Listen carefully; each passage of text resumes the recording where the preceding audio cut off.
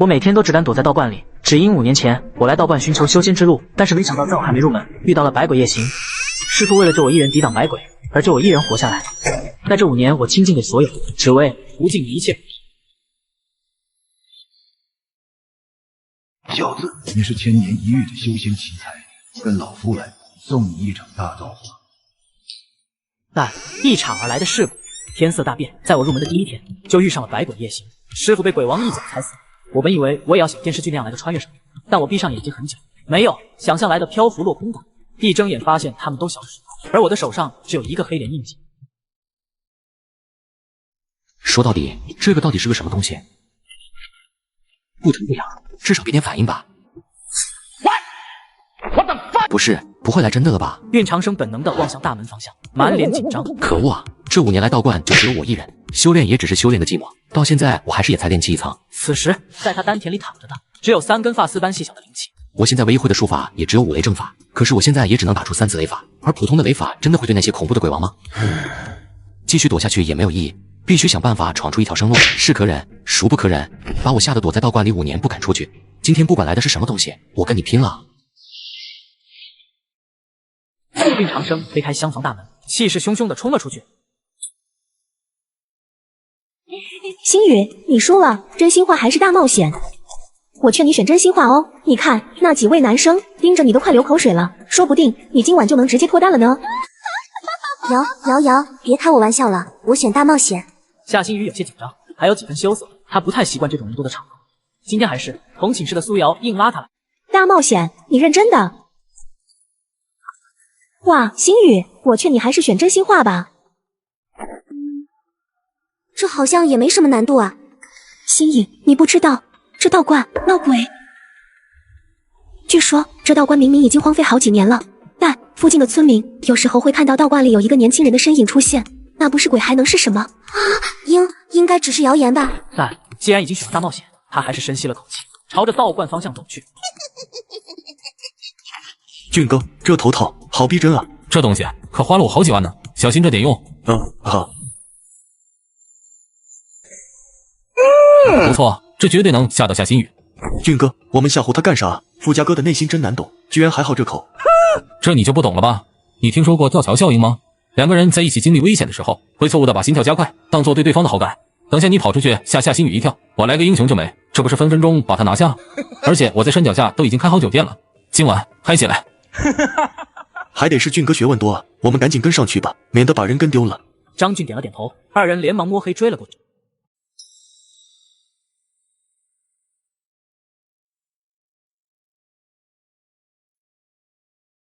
俊哥，这地方不会真闹鬼吧？闹鬼？你特么现在比鬼还吓人，真有鬼也是你吓他，快去，不然要错过机会了。夏星宇虽然很害怕，但已经取出手机，准备跟道观合影了。什么声音？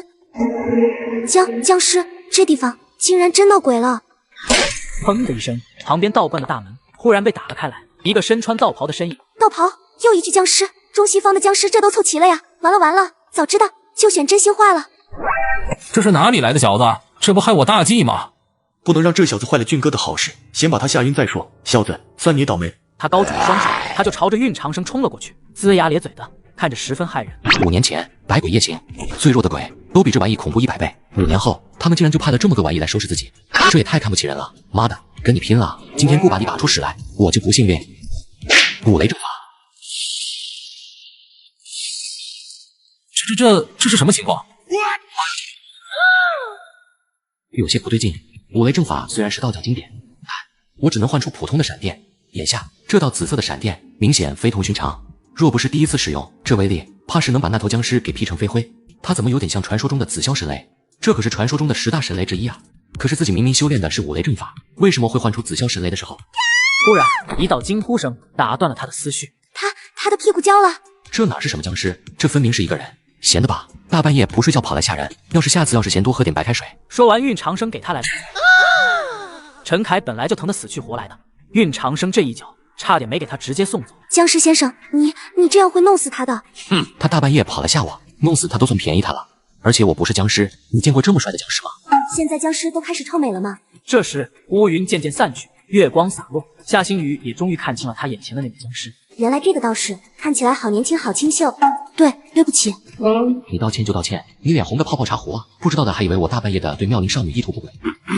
你认识这坨玩意吗？认识的话就把它拖走，到关门前不能乱丢垃圾。还好不是百鬼夜行找上门来，回头还得仔细研究下这紫霄神雷是怎么回事。如果自己能熟练掌控，说不定自己……夏星宇掀起陈凯的头套看了眼，怎么会是他？他一个人自然是拖不动陈凯的，没办法，只能跑回露营地喊帮手。但没想到异变发生，鬼真的闹鬼了，这地方怎么真闹鬼啊？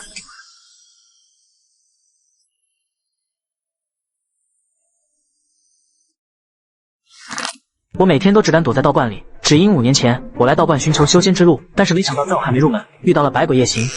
师父为了救我一人抵挡百鬼，而救我一人活下来。在这5年，我倾尽给所有，只为无尽一切。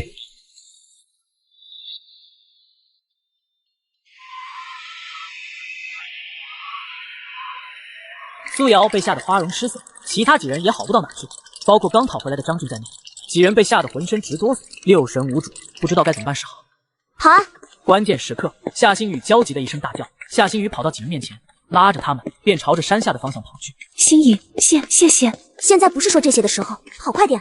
听说过鬼怕人多的地方，只要能逃到山下的小镇，我们就安全了。但他们本就是脆皮大学生，体力堪忧，跑个1000米就能要了老命，更别提跑山路了。不过5分钟的功夫，他们的速度便慢了下来。眼看着那猎头女小鬼快要追上来，张俊突然绊了一跤。救我！快救救我！眼看猎头女与小鬼距离他已不到10米，但谁敢救他？关键时刻，一道倩影挺身而出，夏星宇折返回来，拉起了张俊。星宇，谢谢你，还有对不起。什么对不起？夏星宇还没理解张俊的话是什么意思，他就被张俊猛地推了一把。张俊，你……他怎么都没想到，他折返回来救张俊，结果却被张俊当成了诱饵。张俊头也不回，夺路狂奔。他确实喜欢夏星宇，但现在命更重要。死道友不死贫道，要怪就只能怪你太善良了。张俊，你这个混蛋，我真是看错你了。我万万没想到张俊竟然能做出这么畜生的事情，我居然还答应要帮他追夏星宇。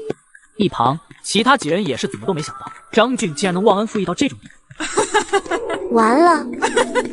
此时他几乎都能闻到2只厉鬼腥臭的毒气了，他逃不掉了。就在裂口女张大嘴巴准备把夏星宇的脑袋整个吞下的时候，我就知道黑莲印记不是空穴来风。你们果然来了，哪里跑？看雷！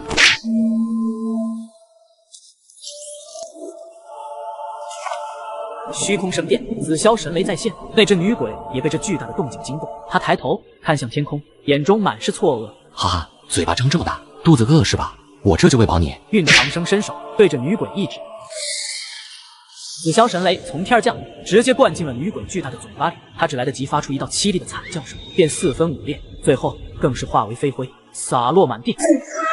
之前慌慌张张的，我没有看清楚，但这一次，这闪电是这位道长换出来的。这世上竟然还真有可以呼风唤雨、动用道法的真人。他目瞪口呆，一时间鬼怪带给他的恐惧都暂时忘记了。直到旁边那只小鬼满脸狰狞的吐出舌头，他才猛地惊醒。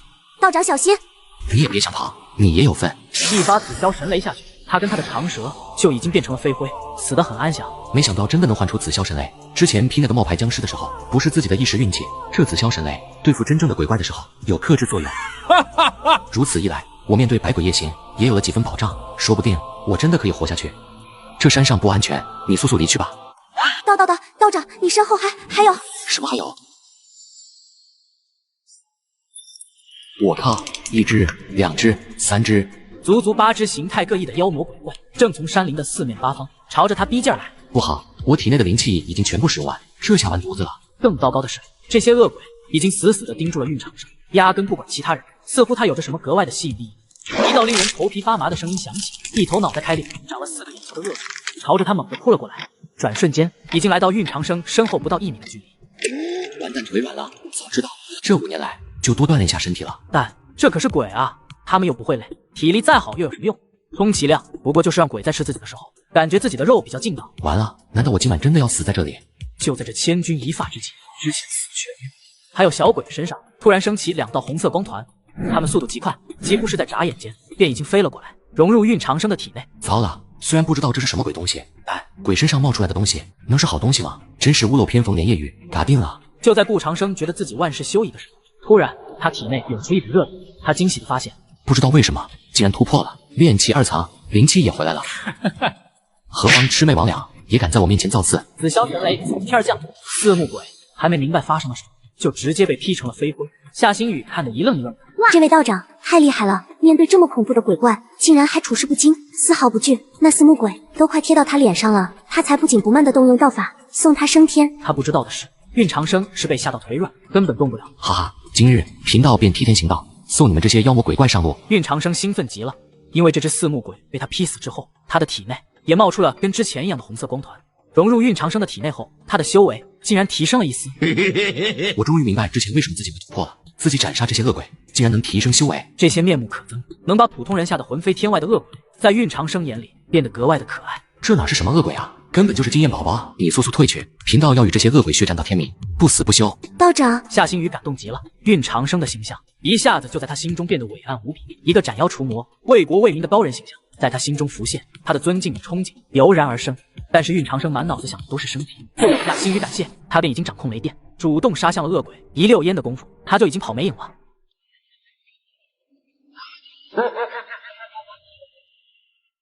他一边在山里狂轰滥炸，一边哈哈大笑，鬼见了都想查询他的精神状态。不过这也怪不得他，因为运长生在一通狂轰滥炸后，又突破了炼气3层，将附近的恶鬼杀了个干净。如果再杀上个几十只，我估计能直接突破到炼气4层。这百鬼夜行应该不至于只来了这么点鬼，肯定还有同伙。这些王八蛋竟然堵住了我道观的大门，真是冲我来的！看见过我的人吗？无面鬼，去你星星的！就这也想吓到我，给老子吃雷！无面鬼很可怕，但很可惜，他遇到了运长生，在他眼里，这就是经验宝宝在卖鬼。这一夜，轰隆隆的电闪雷鸣之声响彻整个紫金山，经久不衰。我每天都只敢躲在道观里，只因5年前我来道观寻求修仙之路，但是没想到在我还没入门，遇到了百鬼夜行。师父为了救我一人抵挡百鬼，而救我一人活下来。在这5年，我倾尽给所有，只为无尽一切。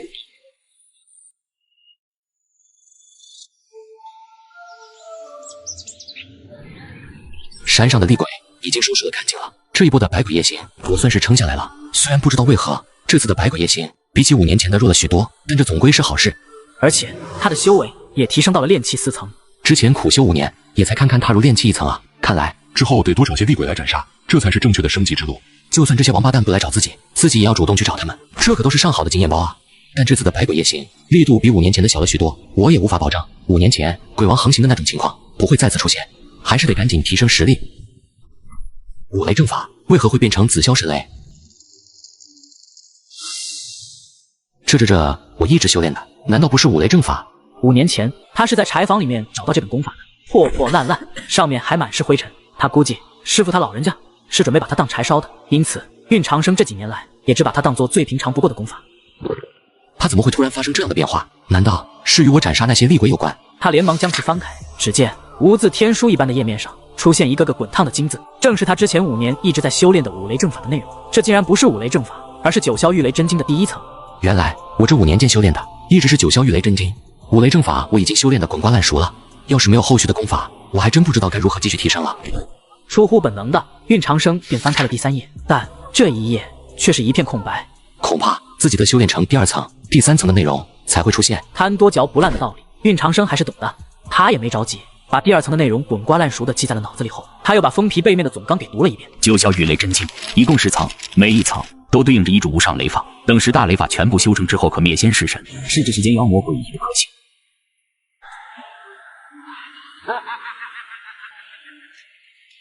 总有一天，我要让那些鬼王趴在我的脚下长征服。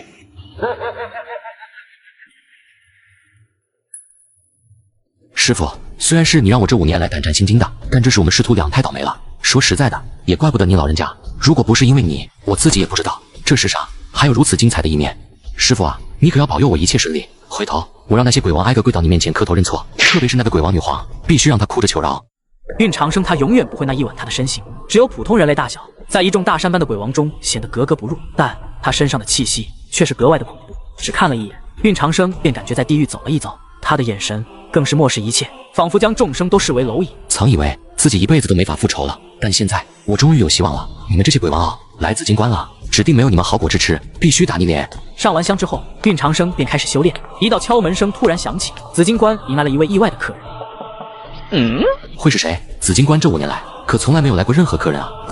是你，这不是昨天晚上自己救下的那个女大学生吗？道长你好。夏星宇看起来有些社恐，不敢直视运长生的眼睛，但他还是鼓起勇气提起了自己买的果篮。昨天晚上我都没来得及道谢，所以想来谢谢道长。没打扰到你吧？没事，不打扰。运长生摇了摇头，收下果篮。一大早就上门来道谢，这女生倒是有心了。道长，我叫夏星宇，不知道该怎么称呼你。道号这东西一般都是师傅来取的，但师傅还没来得给记取，就直接嘎了。我还真没有道号，便唤我长生吧。他直接用了自己的名字作为道号，这也是他的一个愿望。修仙之人又有谁不想真正的长生呢？他便要掌控自己的命运，结发寿长生。长生道长真是个好名字呢。长生道长果然很有仙人的韵味，再配上一身道袍，说不清的洒脱跟出尘，在他的身上有着一股特别的气质，跟我大学里的那些男生完全不同。居士，完了，害羞死了，自己刚才竟然一时间看得有些痴了。长生道长，我可以在你们观里上个香吗？道长，上香有什么规矩吗？我只是个假道士啊，你问我问谁？要不我给师傅他老人家烧纸，让他晚上托梦告诉我。心诚则灵。夏星宇一副恍然大悟的样子，在黄色蒲团上跪下，而后上了3炷香。那是上好的檀香，他的穿着衣服很朴素，看得出来不是什么富贵人家的孩子，他倒是有心了。夏星宇恭敬地拜了3拜，夏星宇起身准备跟运长生道别，但他刚一站起来，却整个人朝着侧边跌倒了。道长，对不起。你先别动。他发现夏星宇的脚踝处竟然红肿一片，应该是昨天被他同学给推倒在了地上，恐怕就是在那时扭伤了脚。真是个小笨蛋，明明扭了脚，还要走这么久的山路来感谢自己。这小姑娘还真是单纯又善良。你先在这等着，我去拿点替她酒。不容夏星宇拒绝，便让他在蒲团上坐好，而后来到他房间对面的另一间厢房。这里摆放着的多是一些杂物，全是他师傅留下的。有了。对不起，道长，给你添麻烦了。无妨，小事罢了。下次不要什么人都救了，有些人不值得。好的。正如运长生所说的一样，有的人他看起来是人，但其实只是披了一层人皮的牲口罢了。对了，我的灵气不知道对回复伤势有没有作用。运长生在指尖覆盖上薄薄一层的灵气，再次开始揉捏，没想到这一按对不起，道长，我突然感觉脚踝那里有些冰冰凉凉的。这是我们道观的独门手法，治疗跌打损伤效果拔群。好了，回去之后你好好休养几天就差不多了。没想到灵气的效果竟然这么好。好的，道长，真的多谢你了，我下次还会再来的。来上香。说完他便跑了。这里是道观，不来上香还能做什么？这光团怎么跟昨天晚上见过的有些像？难道这里也没刚被斩杀的厉鬼啊？就在手指刚一接触到那青色光团，突然他的大脑轰隆一声，仿佛脑海中发生了宇宙大爆炸一般，他的大脑变得一片清明，所有的烦乱的思绪全都一扫而空，他的思维也变得异常活跃与敏捷。这是什么情况？运长生感觉他现在的精神比平常状态好了10倍有余。这难道是传说中的顿悟状态？运长生连忙开始回忆九霄玉雷真经的第2层，原本晦涩难懂的功法，在这一刻突然变得浅显易懂，一切的难题全都水到渠成，迎刃而解，没有遇到任何的阻碍。顾长生对九霄玉雷真经第2层的理解在飞速的增长。这个男人明明可以手操雷霆，但被百鬼堵在道馆里5年，感受了无尽的孤独，在这5年倾尽所有，只为除尽一切诡异。哎呀，我成了，成了！怎么回事？怎么突然消失了？运长生百思不得其解，他开始回想之前发现的一切，而后抓到了一个关键人物夏星宇。难道跟上香有关？运长生尝试上了几根香，但点燃之后，那道青色光团却并没有再次出现。会不会是跟香的质量有关？还是说我本人上香没有用处？看来得下山一趟，多买一些香来试一下了。还有那妹子说过，她还会再来，下次找她试验一下，就能得出结果了。运13刚准备出门下山，不料才刚出门就遇到了又一位客人。今天真是奇了怪了，5年没遇到任何一位客人，今天却连续来了2位。你是？道长你好，我叫苏瑶，昨天你救了我们一命，今天特来感谢。居然都来了，刚好过来验证一下我的猜想。带着苏瑶来到大殿，苏瑶一眼便看到了摆放在旁边的果篮。道长，有人在我之前来过了，我算是来得很早的了，居然还有人来得比我早，那岂不是连睡觉都没睡，买了果篮就直接来了？应该是你同学，他叫夏星宇。听到这话，苏瑶的眼神突然变得暗淡了几分。道长，多谢昨天的救命之恩，星宇是我同寝室的闺蜜，昨天晚上是我害了她，如果不是你，她可能已经被恶鬼吃掉了。我也没想到张俊竟然是这种畜生，他平日里表现得温文尔雅，我还以为他是个好人。张俊求了他好几次，希望他能创造机会。一开始他是拒绝的，但张俊求了他好几次，软磨硬泡的，再加上他平日里在班级里风评确实不错，这才终于答应了下来。道长，我不知道该怎么办，我觉得自己没资格当星宇的朋友了。运长生没有说话，只是静静的站着。苏瑶看着运长生沉默不语，双唇紧闭的样子，突然恍然大悟。哦，道长，我悟了，你的意思是沉默不语，不会有任何改变。我知道了，我会把一切都跟星宇说清楚。如果他不愿意原谅我，也是我咎由自取。你悟了个什么玩意？我只是想不出办法，在那发呆啊。姑娘，你想太多了吧？道长，改日再向你道谢，今天我先回去了。苏瑶说着便准备离开，运长生连忙喊住他。居士，上炷香再走吧。好不容易来个大活人，我可得验证下自己有关那个神秘光环的猜测才行。道长，我没带现金，微信扫你可以吗？你看我这道观像是通电了的样子吗？我的手机早就扔烂吃灰好几年了，不用钱，只要居士的一份诚心即可。运长生给苏瑶递过去几根刚长出来的香，这让苏瑶顿时有些尴尬起来。哇，这是真正的世外高人啊，自己竟然提钱，真是太俗了。他满脸不好意思，连忙接过香，对着神像拜了3拜，而后插进了香炉中。看来自己上香不行，必须要其他人在紫金棺里上香，才会出现这神秘光团。送走苏瑶后，运长生迫不及待地回到正殿，观察起了新出现的光团。这有点小啊，这是怎么回事？运长生尝试着触碰光团，他再次进入了顿悟状态。他连忙开始修炼九霄玉雷真经。怎么这么短？就30秒，看来这个光团跟那人的诚心有关。下一次看看香的品质会不会有关系。鬼王们歹毒啊！我一定会让你们感受这世间所有的痛苦。就在运长生准备下山的时候，道观里竟然又迎来了客人。一日之间，竟然来了3波客人。道长，我叫李飞，昨天晚上你救了我一命，真是太感谢了。说着，他放下了带来的谢礼，一桶油跟一袋大米。好家伙，你这也太实在了。不过这还真比果然好使，道观里已经1粒米都没有了，再待在这，怕是只能吃草根了。这位是？自我介绍一下，我是江州电视台的记者，我叫李婉君。李婉君主动上前一步，还给运长生递来一张名片。记者找自己做什么？道长，她是我姐，昨天我太害怕了，就跟她说了这件事，结果她知道后非要我带她来，我实在是拗不过她，抱歉。刚好可以通过她来打响紫金棺的名声，到时候就有源源不断的香火，但不是现在，在确定那个神秘光团的机制之前，我不想被太多人打扰。道长，贸然打扰十分抱歉，但我真的十分好奇，您真的会道法吗？对，世界上竟然真的存在这东西吗？道法，这都是虚构的东西。李小姐还挺相信科学。你瞧瞧你身后的神像，你身上的道袍，还有旁边的香炉，你说这话是不是有些不太合适？而且我才是代表科学那一方的好吧？道长，不是我怀疑你，但是昨晚紫金山这边确实是雷声不断，即使在江州城内，我也听到了那股动静。你真的不会道法？那是很寻常的雷暴现象，热带和温带地区都可以见到这种绝地性强对流天气。说详细些，就是大气中的层节处于不稳定时。等等，道长，你到底是道士还是教授啊？我是来探寻神神怪怪的那些东西的，可不是来听物理课的。贫道不才，以前是江南大学的学生。那道长，我们来上炷香，可以吧？可以。两人上完香，李婉君取出1000块钱，塞到了运长生的手里。居士，香火不收钱。我没有白嫖的习惯，而且你救了李飞，就当我请你吃顿饭吧。哎，好吧，在道观里躲了5年，已经啥都没了。如此，那贫道便赠你一个香囊，居士可以随身携带，可以驱灾辟邪。运长生说着，从侧殿取来一个红色的香囊，交给了李婉君。驱灾辟邪，道长你可是说要相信科学的？一些心理安慰罢了，要不我再跟你说说心理学方面的东西。李婉君连忙摇头，他可不想继续上课。见李婉君转身，运长生露出了一丝胜利的微笑。小样，还想从我嘴里套话？你还嫩了点。安不远线，道长，他日有用得上我的地方，刀山火海在所不辞。运长生摆了摆手，让他赶紧走。我这是紫金棺，又不是梁山聚义堂，说的那么肉麻做什么？一大一小，大的跟素瑶的差不多，小的怎么只有芝麻大小？看来我的猜测是对的，光团的大小跟上香者的诚心有关。得出这个结论后，运长生踏上了下山的路。接下来就该测试下香的质量，能否影响光团大小了。至于那2个光团，我想看一看这东西能不能保存，如果可以那就太好了。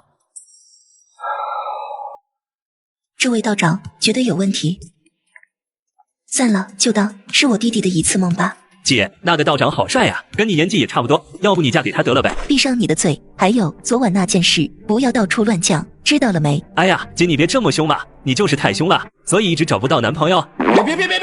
别痛！别揪了，耳朵要掉了。哼！李婉君先是把李飞送到了他们学校，而后便准备回公司了。然而，正当李飞准备下车的时候，一辆失控的大货车突然朝着这边急速狂奔而来。不好，完了！这个男人明明可以手搓雷霆，但被百鬼堵在道馆里5年，感受了无尽的孤独，在这5年倾尽所有，只为除尽一切诡异。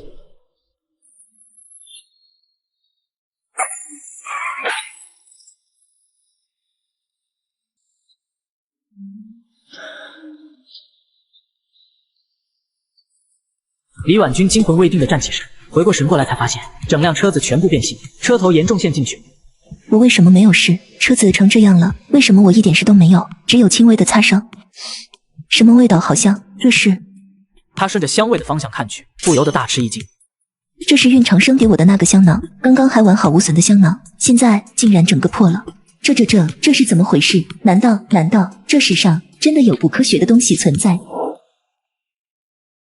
哎，5年没下山，现在最普通的檀香竟然要7、800一盒，再往上沉香、龙涎香那就要4位数起了。还好没为了面子没收钱，不然我连最便宜的香都买不起了。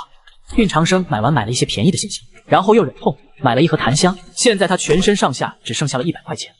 这100块得去买点肉跟蔬菜，调味品也得买一些。还好李飞那小子给我送了油跟米，不然真要饿死了。运长生精打细算，恨不得1块钱掰成2块用。走着走着，一股香气突然调皮地钻进了他的鼻腔。不行，这太贵了，使不得。一餐下去，自己接下来这段时间就只能吃大米饭炖树皮了。但是这香味真的太诱人了呀！就在运长生纠结了2分半的时候，最终还是决定花个20巨款去补充一下油水时，突然一道身影从前方匆匆跑来，跟运长生撞了个满怀。抱歉，对方似乎有急事，说了句抱歉，就又急匆匆地走了。运长生也没在意，大街上嘛，撞到人也是时有发生的事情，但他马上就发现了不对劲的地方。现在这世道真的是太有趣了，希望你也能够让我有那么一丝丝的愉悦。小老鼠，快点藏好，我现在就要来了。今儿是真不错，刚开张就遇到个肥鱼，看打扮是个道士，这些出家人应该都很有钱吧？然而一打开钱包，脸就绿了。怎么就100块钱？哪儿来的穷鬼？晦气！老子家养的狗，一天的狗粮都不止100块。你这个不行，看我这个，哥们这波收获700多，还不赖。你的眼光还是差了点，怎么偷到这种穷逼头上？中午我做东，咱们吃顿好的，也算给你去晦气。那感情好，等吃完再去洗个脚爽一下。那我可不请客啊，哈哈。两人勾肩搭背，就要离开小巷子，但你们在说谁呢？哪里来的神经？小子，别他妈挡路，赶紧滚！就是这小子，就是我刚才偷的那个穷鬼。你就是那个穷鬼？怎么的？不服气？想跟哥们练练？是好，希望你们2个老鼠能够有趣一点，不然就太无聊了。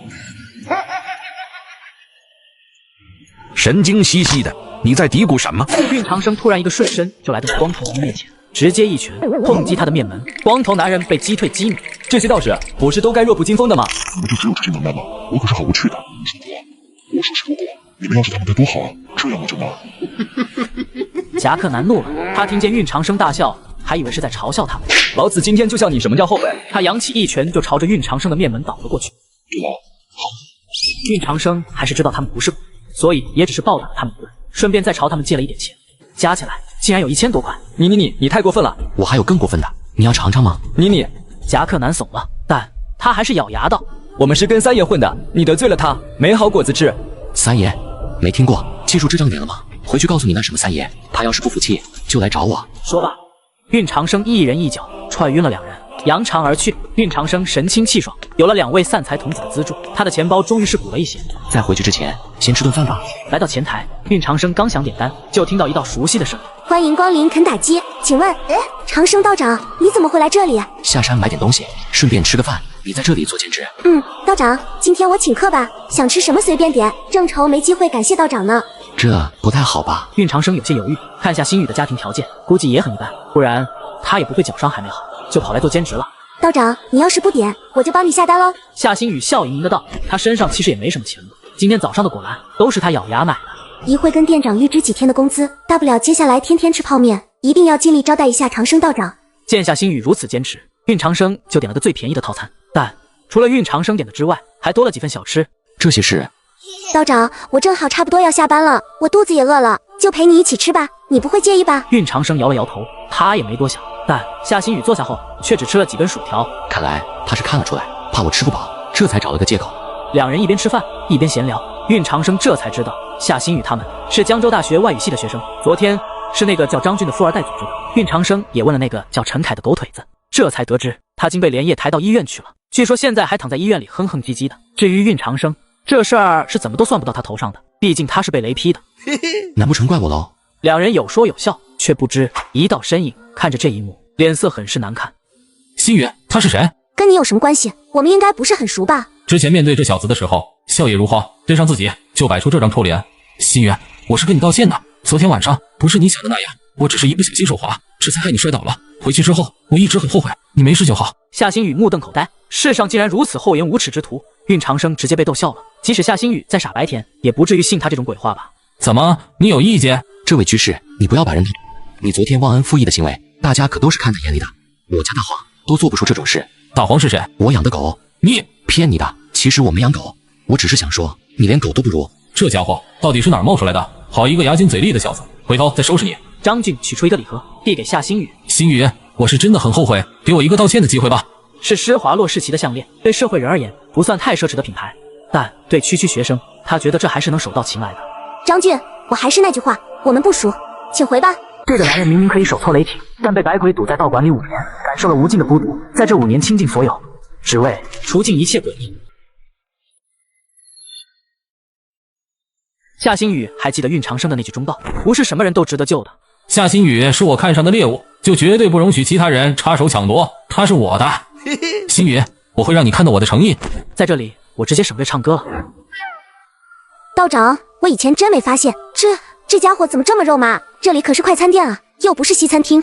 要不要给他点小教训，帮一下这位单纯的妹妹？说不定回头她就能贡献更多的青色光环呢。啊，这不太好吧？道长，暴力会不会不太好？暴力虽然也能解决问题，但贫道不喜欢用那么低级的手段，你就瞧好了吧。他在桌子下方的手对着张俊所在的方向微微一弹，一道微不可见的紫色电弧便朝着张俊激射而去。这是紫霄神类的削弱版，连1%的威力都没有，但却可以带来一些惊喜。怎么回事？但他也没太当回事，继续弹奏。但马上那种酥麻的感觉又出现了，这一次他整条手臂都不由自主地颤动一下。你们这店是怎么回事？这钢琴漏电啊！好不容易找到机会，可以在夏新宇面前露一手，这不给自己添乱吗？钢琴又不插电，怎么会漏电呢？这不是来找茬的吗？这位先生，本店的这架钢琴不是电钢琴。你什么意思？你是觉得我在说谎吗？店长刚想说些什么，却见张俊突然身体猛地一抽搐。这小子不会真是来碰瓷的吧？这到底是怎么回事？自己的身体怎么好像触电了一样？触电的力度越来越大。不妙，快让开！卧槽，厕所！但他话刚说完，他就开始连续的喷射，店里的人开始疯狂的逃窜。这尼玛已经不是拉裤兜的程度了，这特么的都快成喷泉了！救命！救命啊！尼玛，你是对面华莱士派来的刺客吧？卧槽，这简直比疯狂星期4还疯狂！快来人把他架去！我擦，人呢？怎么都逃光了？道长，这是你做的，这比被揍一顿还惨啊！彻底射死了。人见自有天收，他这是遭报应了。走吧，这地方已经不适合用餐了，换个地方。这次贫道请客。夏新宇本想拒绝，但拗不过运长生，最后两人简单的吃了顿快餐。运长生便与夏新宇道别，返回紫金山。临别前，夏新宇看着这位神秘道士的背影，愣愣的有些出神。自己好像又欠了他人情，下次带点礼物去见道长好了，也不知道道长会喜欢什么。刚回到紫金关，运长生就止住了脚步，神色变得谨慎了几分。道观门口怎么有一道黑影？不会是百鬼夜行又来了吧？这次自己手上的黑莲印记怎么没有发烫？要不要偷偷给那道身影来一棍子？这山上别的没有，就是乱七八糟的树枝木棍多。至于会不会打错人，哪个正经人大晚上的没事干，在人家家门口转悠？说不定他就是昨天百鬼夜行的漏网之鱼呢。长生道长，你在吗？他知道自己今天刚取得道号。对方在敲了一阵门后，似乎准备放弃了。他转身正准备下山之时，运长生从一旁的大树后走了出来。贫道长生，居士找我有事，还好不是鬼。是不是太年轻了？在印象里，那些隐居的道人，不说七老80，最少也得须发皆白吧？这年轻人估计跟自己岁数都差不多，甚至可能比自己还小。而且他怎么鬼鬼祟祟的，从哪儿冒出来的？你好，我叫刘若雪，中瑞地产的总裁。总裁啊，霸道总裁找自己干啥？是婉君介绍我来的，我遇上了一些麻烦，希望道长能出手帮忙。婉君，早上那个李婉君，自己跟他应该不熟，他应该也不清楚自己的本事，他怎么会找人来让自己帮忙？先进来说话吧，详细说说吧，怎么回事？我爷爷病了，整整1个月，卧病在床，没有任何好转。天，我又不是医生，这事儿你应该带他去人民医院。你别看我长这样，我不会以气喻针，也不会鬼门13针，更不会扎一针就让尸体复活的那种。我们从省里请了不少名医，顶级的外科医生、中医泰斗，但都没有什么用。我不是来求医的。局势但说无妨。道长，你相信这世上有鬼吗？这东西我熟啊，不说5年前遇上的那些，就昨天晚上自己都劈死不少，这不刚好专业对口吗？局势，我们这是唯物主义的世界，你可能太累了吧？道长，这个世界可能没我们想的这么简单。我最近听说了一些传闻，有人在拜佛的时候，佛像突然开口询问愿望，那人满心惊喜，道出愿望，结果他的愿望真的实现了。但在实现愿望后的第7天，他从30层高的大楼上一跃而下，没有任何预兆。我还听说有间学校的音乐教室，每到晚上都会响起令人毛骨悚然的歌声，歌声是由13道不同的男女声音构成的。有好事的人大半夜前去探险，结果从此之后，声音变成了14道。最后一个是听我朋友说的真事，有个混社会的大哥，他每天祭拜关公像。有一天，关公突然睁眼，大哥惊喜万分，以为关公显灵了，没想到那关公竟然留下秀链，把那大哥细细的剁成了孝子。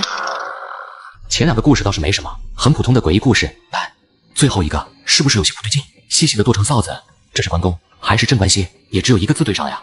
道长，如果你有办法，希望能帮帮我。我也去过不少有名的寺庙道观，花了不少钱，但没有任何用处，钱是假的。眼下我也只能指望这个年轻的道士了。运长生想了想，从自己住的厢房里随手撕下一道黄符，交给了柳若雪。这是我这几年画的，应该也有紫霄神类的一丝威能，对付个寻常小鬼，问题应该不大。鬼一击就死，至于人能不能活就不保证了。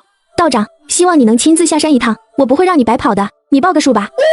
听到有钱拿，运长生眼睛一亮，伸出了一根手指。10万可以，我现在身上就带了5000，先当定金吧。我靠，多少？10万？我伸一根指头，只是想要1000块啊！就这，我还思考会不会太多把人吓跑，这是遇上富婆了呀！早说有这么多钱啊，马上走都行。局势的诚心我感受到了，我就破例出手，帮你一次。那道长，明天我派人来接你。天色已经不早了。说完，柳若雪便告辞离开了。她前脚刚走，运长生的笑声就忍不住了。这么多钱，回头我整个太阳能发电板，再整台电脑，买个手机，不是美滋滋，冰箱也得整一个，里面放满肥宅快乐水，在深山老林里也能当网瘾少年。看来是可以长期存在的。随后便开始吸收，开始顿悟。咦，我这正殿怎么有个洞？这破破烂烂的屋顶能吸引到谁来？让贫道抓住你，没你好果汁吃。哦，是我呀，那没事了，反正马上就要有钱了，倒是不在乎这些了。这个男人明明可以手操雷霆，但被百鬼堵在道馆里5年，感受了无尽的孤独，在这5年倾尽所有，只为除尽一切诡异。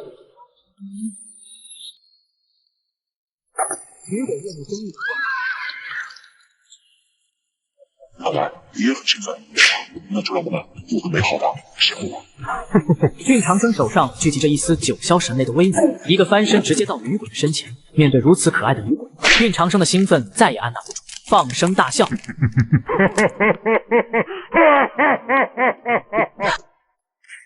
这道长怎么生猛的吗？这女鬼怎么吓人？你就这样？在享用美食前，要让美食饱受韵味，你说对吧？在运长生玩累了之后，众人看着本来就血肉模糊的女鬼，更加的血肉模糊。居然还能动啊！玩累了，贫道这就送你上路。看你这样饱受痛苦，想必你的味道应该会更加美味。一道楚色的世界划过天空笼罩着的乌云。我没看错吧？长生道长他唤出了雷电，这可比什么桃木剑、黄符要震撼太多。这世上竟然真有道法存在，这位长生道长是真正的真人啊！还好自己一直选择相信他，不然今日这里怕是要变成地狱般的场景，没人可以逃出升天。我那颗骚炕，刘若雪带来的这个年轻人竟然这么厉害，今日真是多谢道长了。若不是道长，我柳家大难临头啊！我们很熟吗？要不是没有机会，高低也给你抓过去，让你的女鬼亲近一下。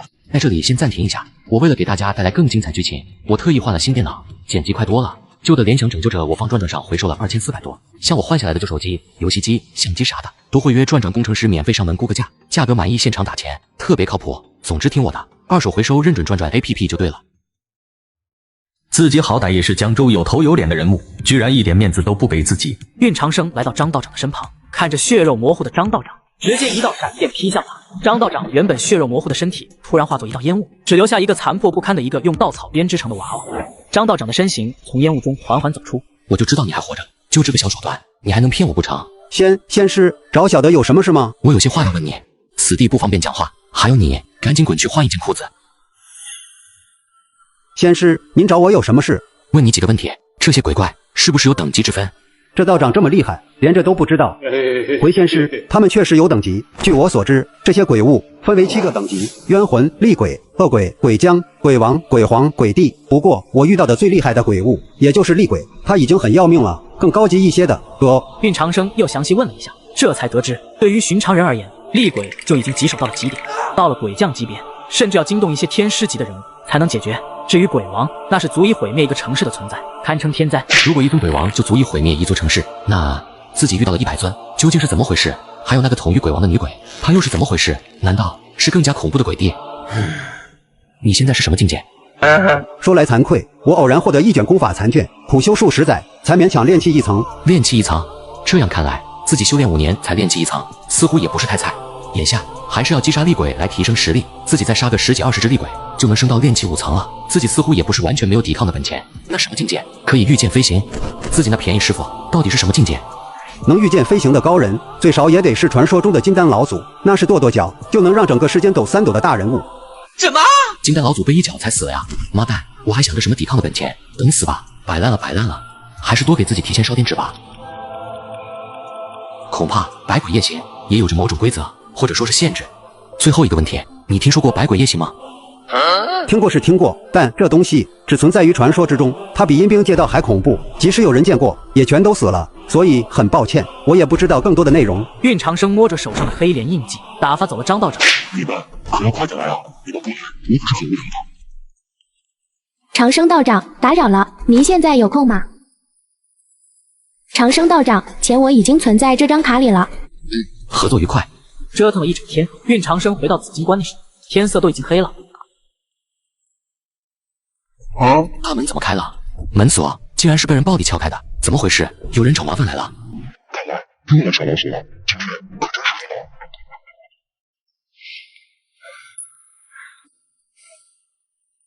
已经没啥可砸了，这个也给他砸了吧。咦，砸够了没？你终于回来了，可真是让哥们一阵好等啊！你在这里闹事，就不怕恶运缠身吗？你不会想告诉我，举头三尺有神明吗？告诉你，老子从小就不信这些。我3岁那年就对着神像撒过尿，要是有报应，怎么这么多年了还没来啊？是不是天上信号不太好啊？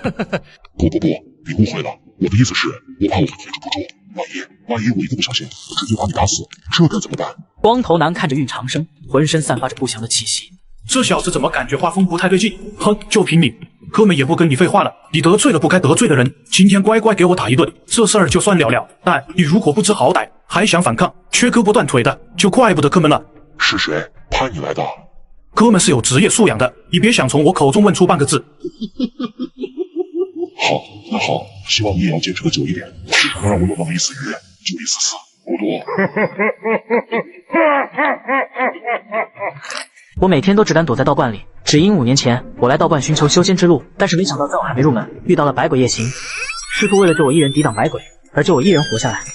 在这5年，我倾尽着所有，只为无尽一切。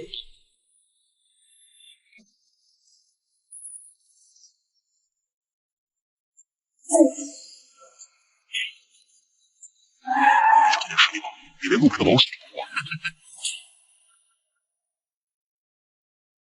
你小子搞偷袭，有种让我先出手！不可能，这小子力气怎么会这么大？一定是我刚刚砸东西，砸到没劲了。对，一定是这样。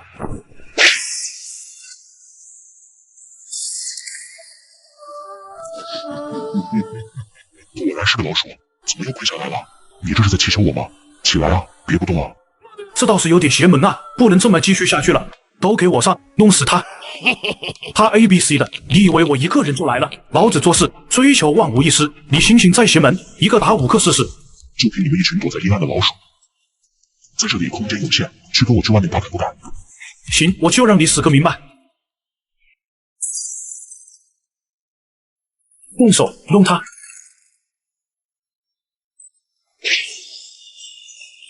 这怎么会？你们就不能让我尽兴一点吗？哪怕就一点也好啊！刚刚是啥情况？怎么会这样？我不信你一个道士能拿我怎么样？来啊，有本事就给我脖子来一下，干啊！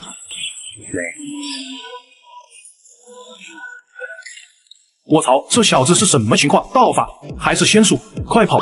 肾上腺素的飙升，让原本发麻的腿在求生的本能下瞬间动起来，身下几个小弟也跟着跑了起来。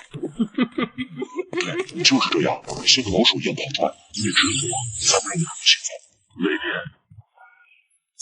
哥，你玩真的啊？劈歪了，这次得瞄准了。哥，你是我亲哥，别雷了，我害怕。不给你们点颜色尝尝，真当我鬼见愁白叫的。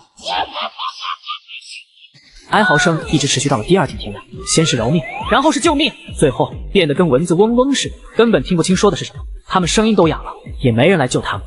夜风很冷，绑着他们的藤蔓又很细。爷爷，我的亲爷爷，我真知道错了，您就把我当个屁给放了吧。哟，一夜不见，我的辈分涨了这么多。现在可以告诉我是谁指使你们来踩我道观的了吧？是张俊，是一个叫张俊的 ABC， 他家是做生意的，很有钱，读的江州大学。早就已经猜到是这货，问得清楚，也只是为了让那小子死个明白。